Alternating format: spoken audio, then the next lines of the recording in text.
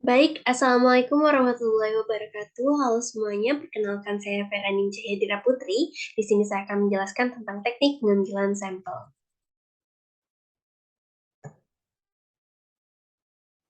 Baik, kita masuk kepada pengertian dari teknik pengambilan sampel. Nah, teknik pengambilan sampel atau sampling adalah proses dan cara mengambil sampel untuk menduga keadaan suatu populasi. Sampel dalam hal ini merupakan sebagian dari populasi di dalam penelitian. Sebagian penjelasan populasi merupakan keseluruhan objek yang dijadikan sasaran dalam penelitian, sedangkan sampel adalah sebagian populasi yang dapat mewakili.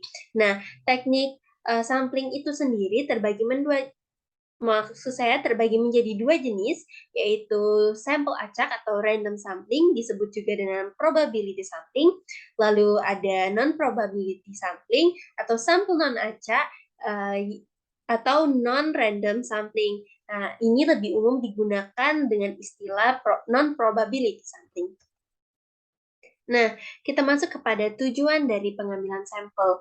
Nah, tujuan dari pengambilan sampel ini sendiri untuk mendapatkan data yang relevan dengan penelitian, memberikan informasi yang terkait dengan populasi, serta dijadikan acuan untuk mengambil kesimpulan, saran, dan keputusan setelah penelitian itu dilakukan.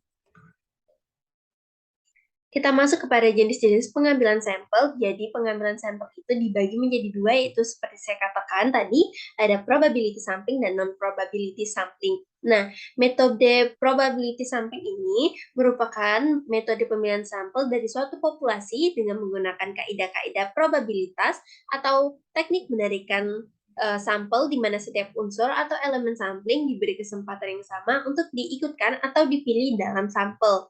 Nah, syarat dalam penarikan sampel probabilitas adalah tersedianya daftar anggota populasi atau daftar unsur atau elemen populasi, yaitu kerangka sampel atau sampling frame. Nah, probabilitas ini dibagi menjadi 5, yaitu ada simple random sampling, yaitu dengan cara mengundi elemen atau anggota populasi dan tabel angka random. Yang kedua, ada systematic random sampling, yaitu jenis pengambilan sampel probabilitas di mana setiap unit keka dalam daftar dipilih untuk dimasukkan ke dalam sampel. Lalu yang ketiga ada stratified random sampling, yaitu penarikan sampel acak terstruktur dilakukan dengan membagi anggota populasi dalam beberapa subkelompok yang disebut dengan strata.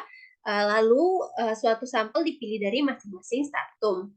Lalu yang keempat ada cluster random sampling, yaitu membagi populasi menjadi banyak subgrup di mana setiap subgrup terdiri atas elemen yang sama. Lalu yang kelima ada multi-stage sampling, yaitu menggabungkan antara beberapa metode sampling secara bersamaan dengan tujuan supaya efektif dan efisien. Jadi dalam metode ini dapat menggunakan dua teknik sampling sekaligus. Lalu ada non-probability sampling, yaitu metode pemilihan sampel dari suatu populasi dengan tidak menggunakan kaidah-kaidah probabilitas. Nah, non-probability sampling ini dibagi menjadi 6, yaitu yang pertama ada purposive sampling, yaitu penentuan sampel didasarkan kriteria yang telah ditetapkan oleh peneliti. Penetapan itu dilakukan sesuai dengan pertimbangan yang dinilai dapat mewakili dari populasi tersebut. Lalu ada snowball sampling, yaitu pengambilan sampel ini dilakukan dengan cara wawancara kepada sampel pertama, lalu untuk mengambil sampel berikutnya dan akan ditanyakan kepada sampel yang pertama, lalu secara terus-menerus sehingga kebutuhan sampel itu dapat terpenuhi seperti bola salju yang akan membesar saat menggelinding dari atas ke bawah. Lalu ada accidental sampling, yaitu sampel yang diambil sesuai dengan orang yang memang kebetulan ditemui oleh peneliti. Lalu ada kuota sampling. Nah, kuota sampling ini menentukan jumlah sampel penelitian terlebih dahulu. Misalnya, peneliti memiliki target dalam sehari harus mendapatkan 10 sampel untuk diteliti. Lalu ada yang kelima ada teknik sampel jauh, yaitu menggunakan seluruh populasi sebagai sampel. Nah, teknik ini digunakan ketika populasi yang akan diteliti itu kurang dari 30 orang. Jadi semua orang dalam populasi tersebut dijadikan sampel.